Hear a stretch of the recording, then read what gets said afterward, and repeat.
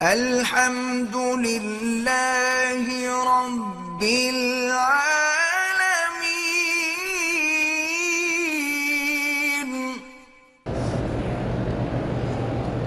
میری بیٹی عریشہ جمشید چل بیٹھ نہیں سکتی، بیمار ہے، اللہ شفا عطا فرمائے۔ میرے عزیز یاد رکھو کہ شفا کے لیے قرآن پاک سے بڑی نعمت کوئی نہیں۔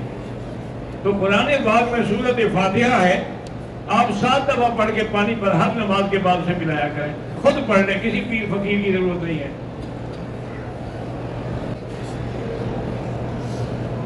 میرے گھر میں شوگر کے مریض ہیں، اللہ شفا عطا فرمائے، اور اس کے لیے یہاں سے خالص زیتون لے جائیں، 2 چمچ بڑے کھانے والے، صبح نہار منہ اور 2 رات کو سوتے ہوئے پی لیں تو انشاءاللہ اس سے شوگر کنٹرول ہو جاتی ہے۔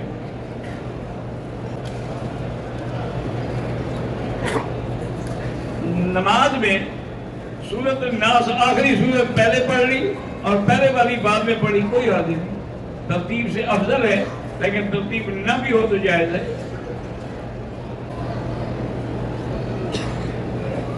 کہتے ہیں جی حدیث میں جیسے مردوں کو اور عورتوں کو باری باری ٹائم دیا جاتا ہے، اگر حجر اسود پر بھی کوئی ایسا انتظام کر دیں تو ہمارا بھی یہ دل کرتا ہے کہ ہم حجر بوسہ دیں۔ انشاءاللہ انتظامیہ تک آپ کی بات پہنچا دیں گے، باقی اللہ ان کو توفیق دے۔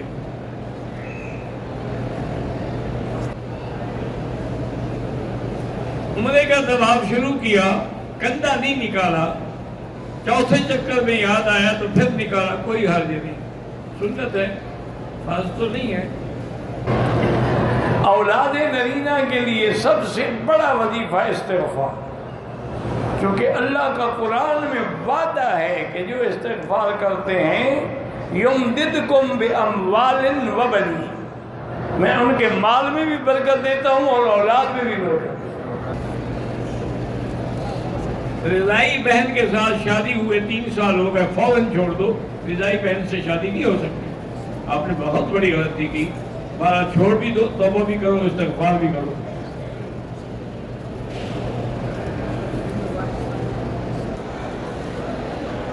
اگر رات کو غسل واجب ہو جائے تو رات کو بغیر غسل کیے ہوئے سو سکتے ہیں کہ صبح غسل کرنے کے ہاں سو سکتے ہیں، لیکن بہتر یہی ہوتا ہے کہ آدمی کم سے کم غسل نہیں کر سکتا تو وضو کر کے سو جائے، کیونکہ موت و حیات کا تو کوئی پتہ نہیں۔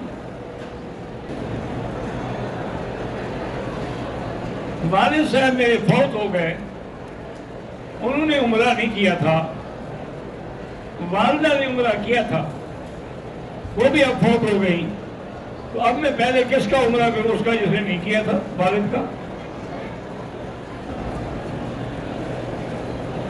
ایک ہی پیرمنٹ کی مختلف کاپیاں کروا کر ریاض الجنہ میں جانا۔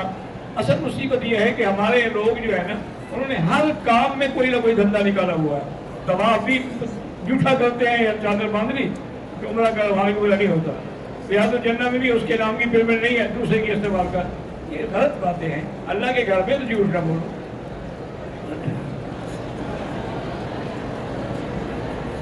اگر تجوید کے خلاف قرآن پڑھتا ہے تو نماز نہیں ہوتی، ایسے کو امام نہ بنائیں۔ حضور نے فرمایا فَلْيَؤُمُّكُمْ أَقْرَؤُكُمْ، اس کو امام بناؤ جو اچھا قاری ہو۔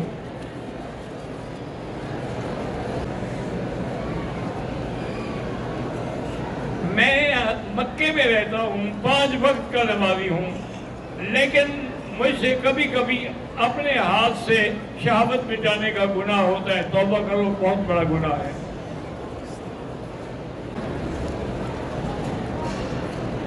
میں نے عمرہ کیا ہے پاکستان سے آتے ہوئے، پھر مدینہ منورہ گیا، وہاں سے بھی عمرہ کیا ہے۔ اب مکے میں رہتے ہوئے یہ عمرانہ اور مسجد عائشہ سے عمرہ کرنے کا زیادہ ثواب ہے یا طواف کا زیادہ ثواب ہے؟